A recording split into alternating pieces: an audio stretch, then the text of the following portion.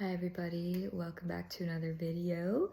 If you're new here, my name is Aaliyah and I like talking about God, and I'm an artist and I feel lots of feelings and I love sharing insights, and I value vulnerability and leading with intuition and faith and all these things. I have had a tendency in the recent past to post a lot of videos like this one, but I also have personal vlog style videos. And yeah, this is kind of just a hodgepodge space where I share my world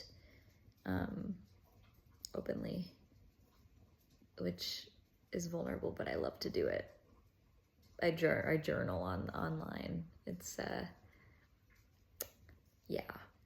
This is my journal. It's kind of amazing to me just how much I feel like I have to share.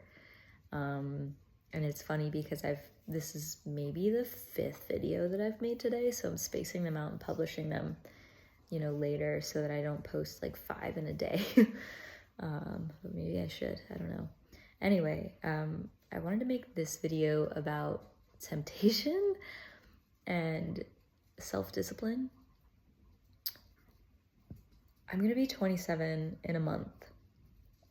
I'm a Caucasian mixed woman and I travel and I live in America. I'm a hippie. I love dancing. I'm a free spirit. I like unconventionality. I'm drawn to taboo and mystery and strange things. Things out of the ordinary, things in the realm of the unknown. And what was I gonna say? What was this video about? Temptation, discipline.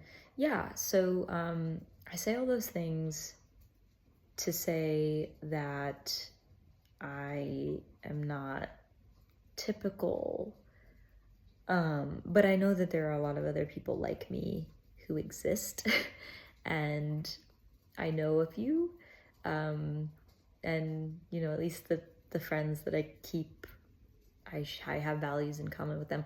Anyway, I'm kind of, going off a little bit, but this video is about temptation and discipline. And I wanted to create a word of encouragement for anyone who feels culturally, oh, there's a frog on my window. Sweet little creatures. Here, I'll show you him. Oh, baby, hi. Can you see him? I don't know. So I think it's a different frog, but it's kind of a terrible story. I accidentally hurt a frog. It got stuck in a door. He survived. He was okay. But that's another thing that I kind of want to tell the story about. But just seeing a little frog there on my window makes me feel happy. Anyway, this video is meant to be a word of encouragement. 4 minutes in, finally getting to the point. A word of encouragement for people who are like me or not like me, or just who need to hear this. That, I just want to encourage the discipline that you're keeping. So I am someone who values traditional conservative values when it comes to romantic relationships. I'm monogamous, and I am more modest about touch than most of my peers. And it's not that I don't share touches and cuddles and things like this. As I said, I am a hippie and I hang out in communities full of weirdos and artists and soulful expressionist people. And a lot of people in those communities are polyamorous and like to be physically intimate, you know, very freely with multiple different people and a lot of different people over like the course of like a month or a year or whatever. And you do you, you know, no shade. I think that every individual's journey can be beautiful. It is beautiful. It is significant. It's powerful. It's personal. And I support the discovery and the exploration of you know, doing what you feel is right and finding life out. You know, I just like bless you, bless people, you know what I mean? But I am not into being polyamorous. I'm not into having sex with people who are not my husband. And you know, my values around touch and physical intimacy and romance are, you know, like I've said, different than a lot of what I have seen on the outside, just at face value in the communities where I find people who I resonate with. It's like I resonate with the artistic, obscure, weird, performative art, you know, vibes of these people in these spaces. But I find that when it comes to my, you know, religious and romantic spiritual values, I don't really find too much overlap with the weird, kooky art, crazy, unconventional, like concept shattering, you know, like essence, and the like devotee, I love God, I love talking about God, I'm kind of obsessed with spirituality, religion, faith, and I'm passionate about mysticism, animism, native indigenous culture and religion, all these things. And there is a lot of that in the circles that I hang out in. But specifically, this video is about, again, temptation and like relationship values, kind of, and how being a 27-year-old mixed Caucasian, I say mixed because I want to pay homage, however you say it, to my Native American and Asian and Russian, European, English ancestry. You know, so I'm not just like white. I have more than that. And also I think white is, yeah, there's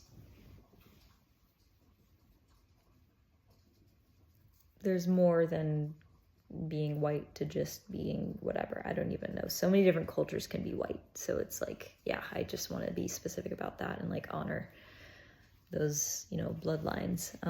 Anyway, but like I'm still a white girl and I'm young, you know, and I hang out in these communities, and these things that I carry in my heart are not around romance and physical touch and whatever. They're not really common in those kinds of communities. I really have a way of just talking in spirals, and I'm so sorry if I'm like dragging on and repeating myself. I don't have a script or anything. I just kind of go off the top of my head. But because of that, and because of the way that I feel about touch, and I'll tell you a little bit about that. So in my experience, like I've been in relationships before, I've been in love before. I pretty much every person that I've ever dated or been in a relationship with I've thought that I was gonna marry. But obviously none of them were my life person.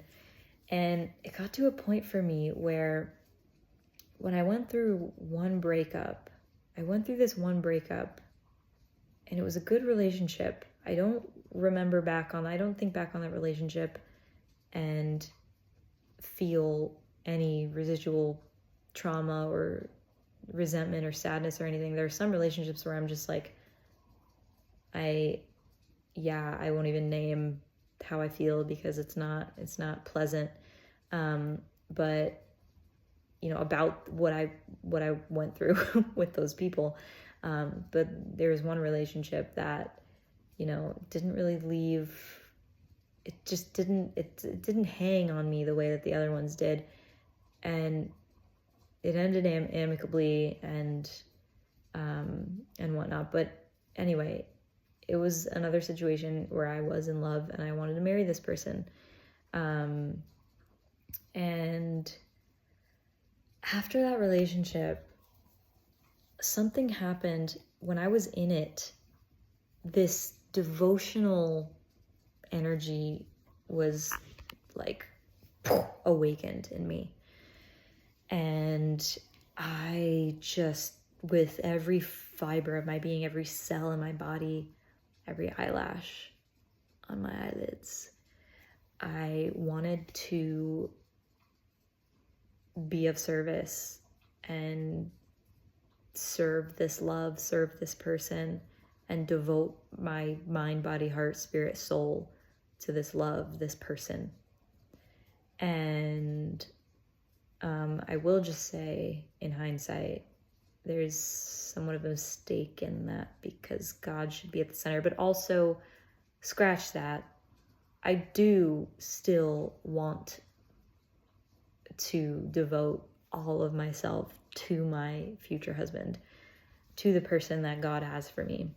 And because this person will be from God, I will be serving God through the relationship. The purpose of the relationship for me, and the purpose, I'm coming full circle now, the purpose of sex and physical intimacy is to bring God into the relationship, to create glue, bondage, a container that can hold the glory of God in the container of a divine union. My mom always said, what did she say? One parent is less than half of two, meaning a union of two is far greater than just one and two. It's exponentially powerful. And I firmly believe that the faculties of like physical arousal are designed, like on a soul level, they're designed to bridge gaps between earth and God, flesh and God.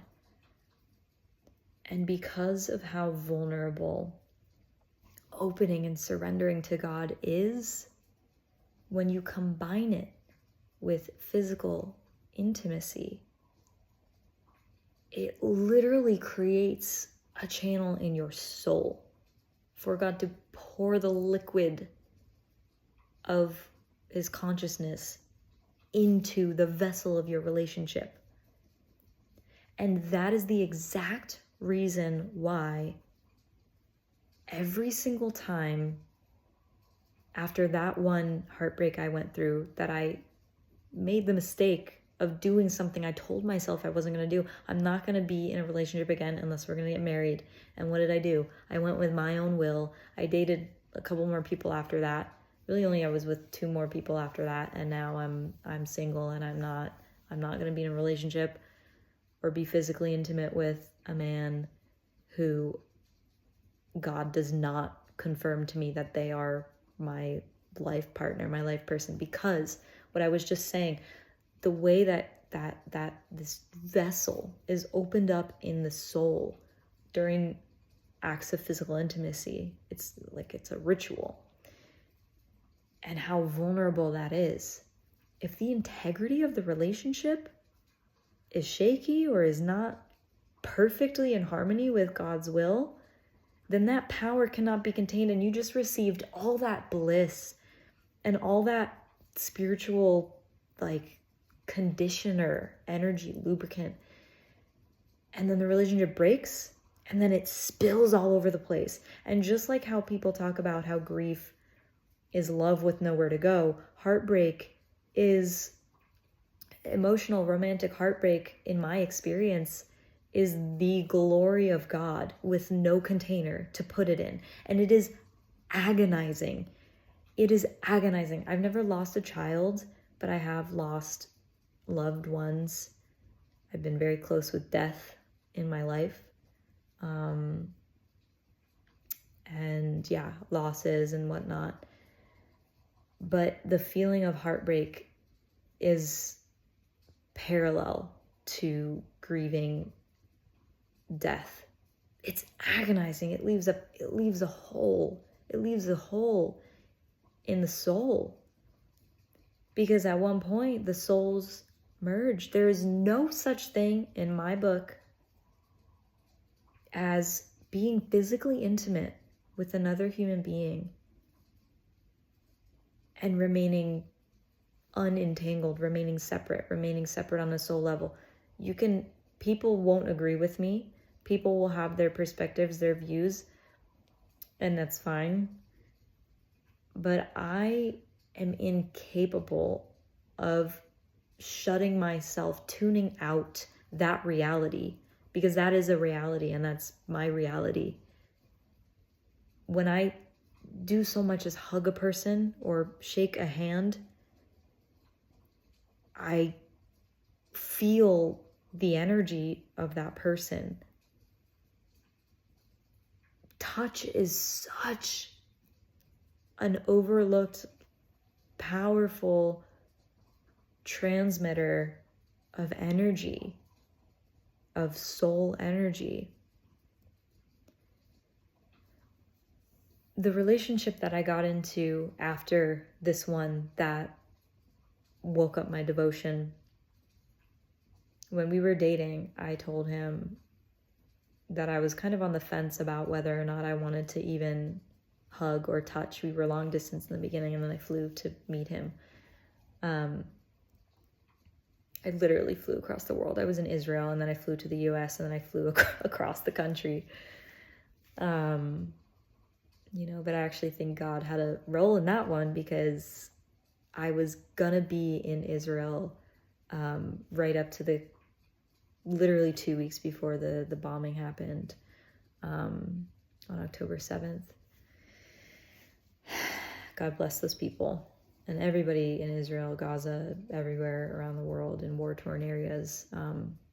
It's absolutely terrible.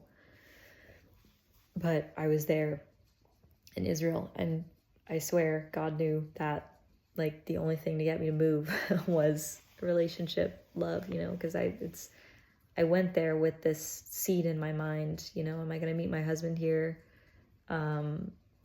Is this even a place I want to live in potentially? I went in with this deep dream and this seed of knowing that I wanted to find my life partner and settle down,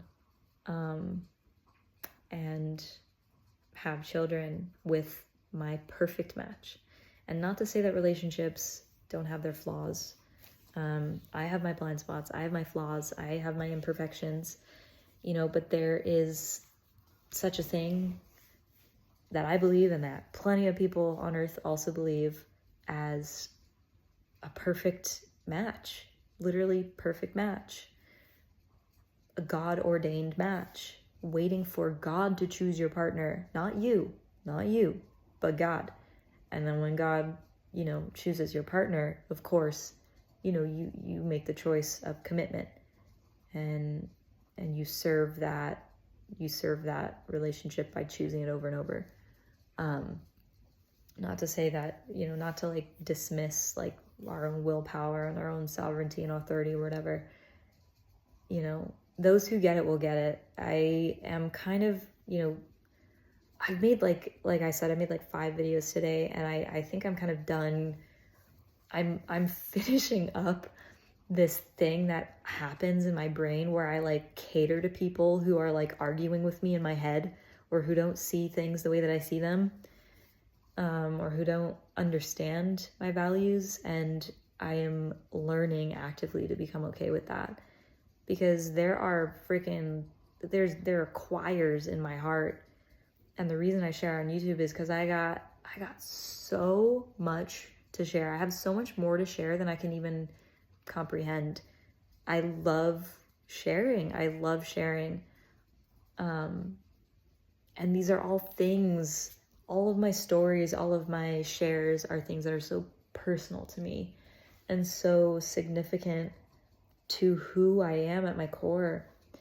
And I feel like the more that I can embrace them and talk about them and show people that I am on your team, here I am. I'm making myself known. I'm making myself seen. You know, some of the things that I'm saying, I would keep hidden. I would keep in the shadows. You know, I would be at a gathering or something, and people would be talking about, you know, all these relationships that they're having, or polyamory, or like just something that personally is really not for me and kind of opposite to how I want to be. And I felt like I had nobody to talk about these things with. And not to say that these people wouldn't respect me, because they do, and I respect them as well.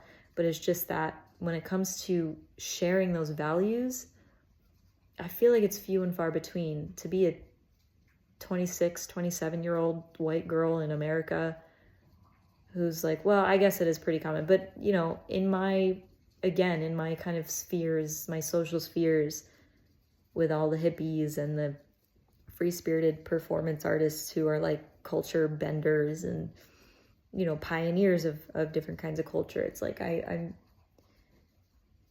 go to events with those kinds of people, and I hang out with those kinds of people, and yeah, it's not really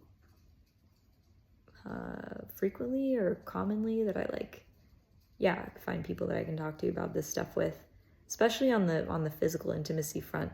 My experience of physical intimacy is so profound that after that relationship that woke up the devotion in me, I decided, I was never gonna date someone again until I, you know, never gonna date someone that I wasn't gonna marry. And then yada yada, I'm repeating myself again. And so coming back to the, you know, title of this, the purpose that I started this video, I want to encourage people that, like, temptation is everywhere. And in my experience, and let this like be a little cheerleader energy for you, what I'm about to say, like, you got this, you can do this, and it's not going to be so hard. You're not going to feel like you're coming up against resistance for much longer, or really for, you know, from here on out, especially if you're here watching this. But like, if you are someone who has integrity with your values, like whatever your values are, whether they're opposite to mine or the same as mine, but if you stick with integrity to your soul, to who you are at your core, like, it's gonna matter less and less what people say, what people think. And specifically what I wanted to say is, when I was like 16, 18, or probably when I was like 18, 20, 19, and I would go outside of my house. I've lived in like metropolitan urban areas a lot of my life. Like, I've lived in Manhattan, I've lived in Queens on the beach, I'm staying in Fort Lauderdale. I used to live in Fort Lauderdale for 6 years.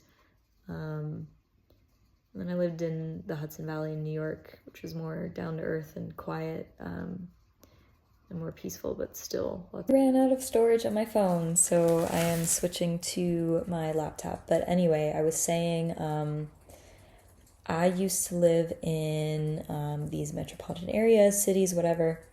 And when I was like 19 or 20, I started to, because of the extremely profound longing that I have always felt. It's only ever gotten stronger and deeper in my life. No matter, yeah, it's only gotten deeper, remained consistent, and just it's continued. I long for my God-given partner, husband, and I don't want to date. I just want to, know that this person is going to be my husband, and that's what I'm praying for, and that's what I want, and that's what I'll get. But when I was 19, 20 and I lived in these areas and I would go outside, I would see gorgeous people. People are beautiful. And there's lots of physical things in this world that are tempting and that are superficially very enticing. And when I was at that age and I would see these freaking painfully attractive people, it would arouse this almost uncontrollable, like, obsessive, like, wow, I'll just call it appreciation. Like, it's like when you look at an alpine vista view and it's so gorgeous it's painful. Like, it's the beauty is so great to behold that it just has to fall through you or be, turned into art or something because it's so big. And that's how I would feel every time I saw an attractive person. And it hurt me so much. I'm not even kidding. I swear to God. It hurt. It hurt. And it annoyed me that I would feel so deeply, turned on, not even sexually, but just turned sensorily aroused by seeing these beautiful human beings, attractive. Oh my gosh. And as like a teenager, it's kind of crazy, you know what I mean? Hormones are crazy. And I guess they're still kind of crazy, but they're not as crazy as they were. And they were fresh and raw, and I was learning to manage and learning to relate with them, I should say. Because there's no changing anything. There's just being with and adapting and whatnot. So when I would see these people, I started to train myself to look away. Because at that ripe age, I still knew that, or I was beginning to learn that, I guess it was around 20 or not, whatever. Like, after I was in love, my first relationship was with my old best friend when I was 13, and it was with a female at the time, and then I was with another woman, and then I dated a couple boys, and then I had my first true love when I was 18, and that lasted like 4 years on and off, and there was like a year break in between, so I was about 20 at that time, and I'd already experienced a fair share of, romantic, loving, obsessive, longing, yearning, feelings at that age. And I've always been a deep feeler. So when I would go out in public and I would see these people, I would train myself to, one, recognize that the attraction meant nothing. It took me, I think it took me a couple of heartbreaks to understand that, like between 13 and 18, to understand that attraction means nothing. Attraction is not a foundation to stand on. It's not worth being upset over. It's not worth the pain. So because my attraction was so intense to all these beautiful people, I would train myself to either not look at them, literally to look down, to look away. And I still do that to this day. I'm like, I don't want to have any kind of feelings I don't want any of my vital life force energy to go towards you, random ass stranger, coming into my mind and becoming a part of my like unconscious, unintentional fantasies. I'm saving that. I'm saving that energy for my husband, for my partner. I will be obsessed with him, and he will be obsessed with me. And I know that is going to turn a lot of people off, but it turns me on. And I know a whole lot of women who want their men to worship the ground that they walk on. Okay? That's my standard. I know that's going to be his. I will worship the ground he walks on as well. That's it. That's what I want. That's what it's going to be. We will be everything to each other. Everything. We will have everything for each other. We will be everything for each other. We will meet each other's needs. We will devote our lives, our hearts, our souls to one another. It will be so fulfilling. It will be heaven on earth. And we'll probably have hiccups. We'll probably trip up. But we will come back to our core values, the things that brought us together in the first place. We'll come back to God. We will serve God. We will serve the things that we value together, our core values. We will just relish in the joy of our union. And all of my biological, alchemical faculties that I have ever experienced in the past, I know that those things have been such profoundly powerful experiences for me that I decided I'm not turning my eye. I'm staying fixated on God, because I literally can't handle attractive people.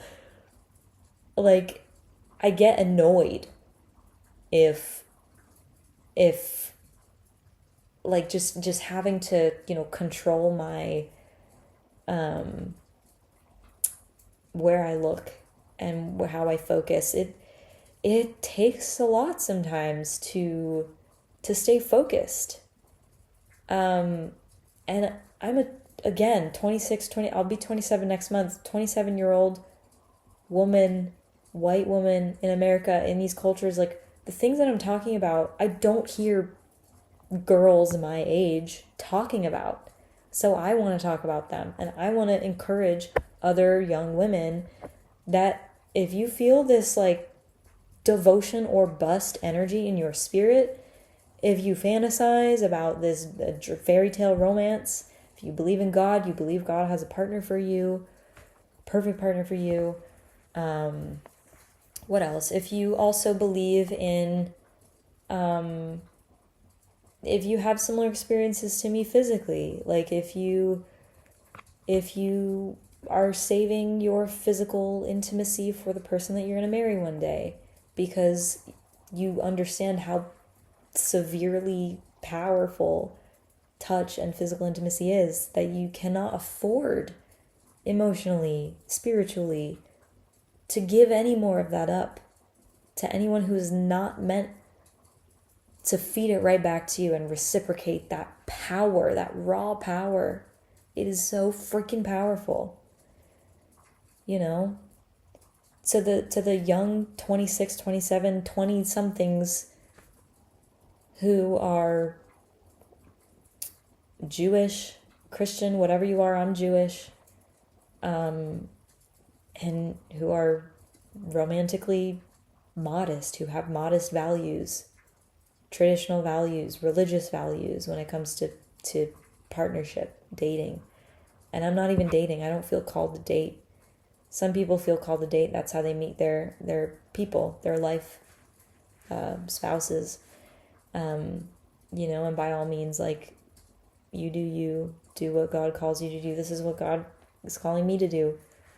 I feel drawn to, I feel like it's my conviction that the only thing that will work for me is to literally stay focused on God. And again, I'm not even, to say I'm not interested is not completely true, because a huge part of me is tempted to admire the beauty of people outside, but knowing myself, I'm such a whimsical dreamer, imagination person, that if I allow myself to get carried away, it will like taint my emotions and kind of like steal like this sense of calm and groundedness from me. And I'm not even kidding. That's my experience. It doesn't have to be your experience. You can think whatever you want about me. You can judge me. but this is literally my experience. This is how I walk around the earth. The power that I have inside of me is tremendous, and I need to be careful with how I wield it because of what, past heartbreaks and past pains and past emotional turmoil has taught me and shown me.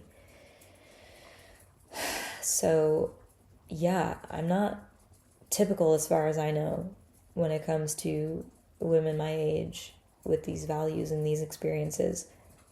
Who do I know who has considered not touching people, for the sake of preserving the sense of integrity and emotional, spiritual protection before getting married? I still touch people. I shake hands and I have a cuddle every now and again. But there is a part of me that feels, I think I'm at a place where I have a certain bandwidth for it when it's in when the social container is there. Like if I am at a hippie gathering or whatever, people are in cuddle puddles all the time. And to be honest, it is quite primal and comforting to, lay on the floor in a pile of people, like speaking nonsense, gibberish, rolling around, laughing and having a cute, fun, childlike, playful time that involves like a cuddle or like physical contact. It's a very unique kind of situation. And even in those situations, I try to be careful. I try to be discerning. And as soon as I feel like I get cinched up, I remove myself. Because a lot of the time, people will spill their sexual energy into there. And sometimes sexual energy it turns on. And I don't want to participate in exchanging that energy with anybody unless they're my husband who put a ring on my finger already. And not to say that as I navigate my social circles who are very comfortable with touch and physical affection. And I am too, with the right people, with girlfriends and in cuddle puddles that feel respectful, they feel safe, and they feel safe for my inner child. They don't feel predatory or anything. As I navigate those spaces, I am able to just choose and discern in the moment what feels like it honors my integrity, my values. And it's been frustrating for me, to be honest, in the last few experiences in these circles, because I love and I adore exchanging physical affection and nurturing, especially with a girlfriend that I feel safe with. Like, we will be all over each other for hours and hours, and I could just exchange massages and squeezes and hugs and cuddles, whatever, for hours. But if it's a man and we're alone, or even if there's a group but there's a man right there and he's kind of touching me, it's I don't like that. It never yields anything that is good for me. So, I've learned a lot being in those spaces, and it's just kind of been a constant reminder to me of where my values are. And sometimes it's really hard to find where my integrity is. I never dishonor my integrity. I never dishonor myself, but I am open and I'm explorative. And when I find myself in spaces where I feel like my spirit is cinching or like my gut is cinching, I recognize, okay, something is not in line with me here, and I take it from there. But it has been really hard to navigate spaces socially, being a person who's interested in the things I'm interested in, and on an artistic hippie spirit level, a social level, in complementing these conservative traditional values and experiences that I have. The two worlds, it's I've been living kind of with these two worlds side by side, and I haven't yet found where they mesh, but I will. And I'm just telling my story so that I can, I mean, for one thing, it feels freaking good to just tell the truth and tell you like about my values and the way I see the world, the way I experience the world. And also I'm like, I'm raising my flag here. Like my YouTube channel is hugely in part about doing that, you know, to raise my flag so that my people can see me. We're not alone, we're together. You know, and I felt alone in this for so many years. And everything I'm saying right now, I wouldn't have been able to articulate those years ago. But everything I've experienced over the years has driven everything I'm talking about down really deeply for me now. So raise your flags. If you've been too, you know, reserved to speak up, and you're seeing this and this is for you, then hello, we're the same. You're normal, you're not crazy. You're valid, your beliefs are valid, your preferences are valid, even if your culture, even if it's not really, you're figuring out where to go in culture, in society, in social situations to honor really who you are and how to blend all these aspects of yourself, how to walk in harmony with them. And you know, they might not ever become super cohesive. Like I might not ever find what I dream of in a certain situation, but that doesn't mean that it doesn't exist in the world at large and that I can't learn to navigate life in a way that suits my values and who I am and what I need. And none of this is a jab at anybody who's into having multiple partners or, you know, sharing physical affection or who feels comfortable. It's just, this is a very personal experience for me. Touch has always been something that like drives straight into my soul. And I've been in too many situations where I am sharing, you know, physical connection with someone, whether it's platonic or more, and it melts my heart and I open up and that's how I function. It makes me feel vulnerable. And I want to be vulnerable, but not with people who are going to hurt me or make me feel invalidated or, you know, unseen or unheard or unappreciated or unrespected or not reciprocated properly. And I've made that mistake so many times over and over and over, where I put myself in situations, I make myself vulnerable to people because my like impulse to connect, you know, to be affectionate, like overtakes this higher spiritual, you know, person in me that knows that unless the intimacy is paired with a God-ordained marriage, it's not sustainable for me. And this is very personal to me. And I'm sharing because I really don't find anyone else my age who's talking about these experiences and who's as weird as I am. God knows, maybe there's someone even weirder than me who also shares these beliefs. And I guess if they see this, then, you know, I'll find out if they want to say hi. But I would love to hear if you relate with this, how this resonates. But yeah, these are my views on physical intimacy, romance, temptation. And the last thing I wanted to say is the more I train myself to focus on God instead of temptations, the less tempting they become. And the less my mind tricks me into thinking I'm missing out on something. Because I used to think that when I was younger. I used to think, oh my God, like I used to have this violent thought in my head.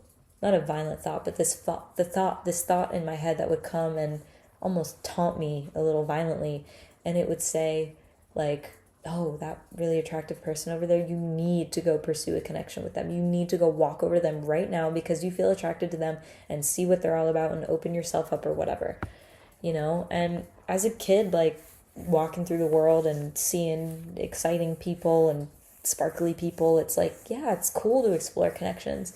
But there comes a point where, or there came a point for me where I learned that, you know, doing that is not gonna get me anywhere. Like there's a more subtle voice that I can follow that will actually put me in situations that are for me from God.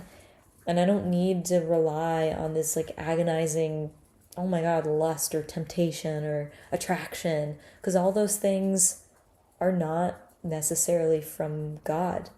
But I believe that those things can be used to amplify and to serve God.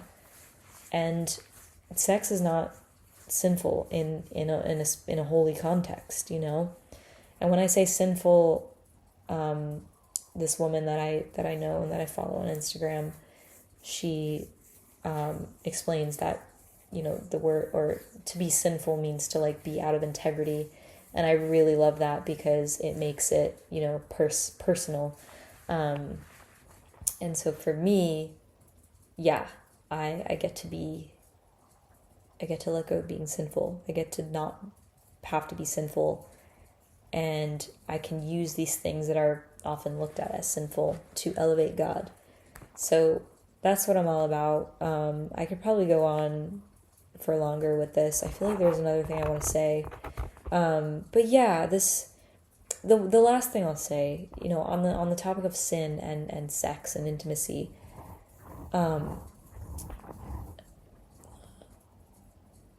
yeah, sex is not sinful in the context of God. I think I know I already said that, but this is just part of who I am and part of how I see the world and how I experience the world.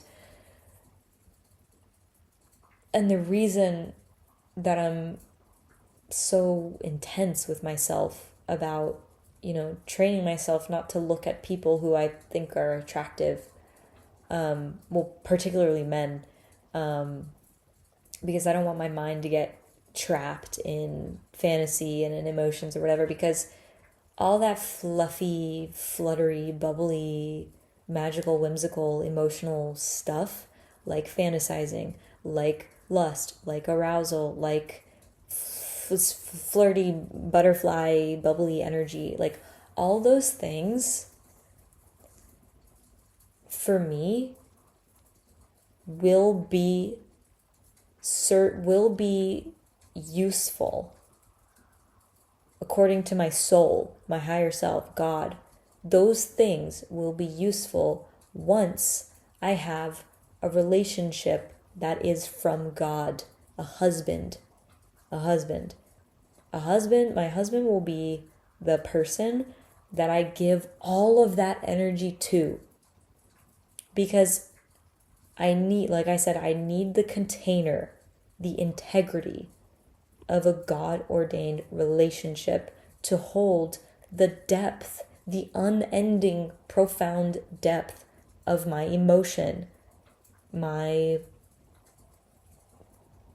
all of my energy, all of these things, all these fun, like, sparkly things, all these fun, sparkly feelings. I need a container for them. Because when I can put them in that container, they will come back to me and they will water me like the forest that I am. And then I will bear even more fruits, and I will feed even more people, and I will serve an even bigger mission, and my purpose will grow. My abundance will blossom when I commit to one person who God has for me with those things. This is my view. These are my beliefs. This is my experience. This is something I've lived. I'm not just saying this out of my backside. I've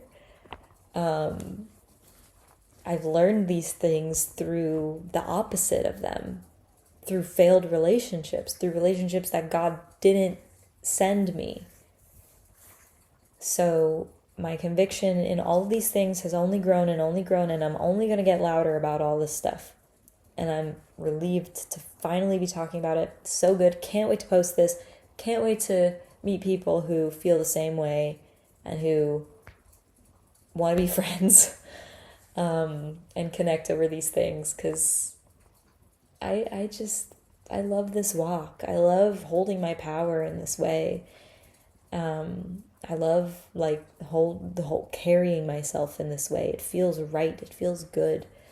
And yeah. So that's it. See you next time.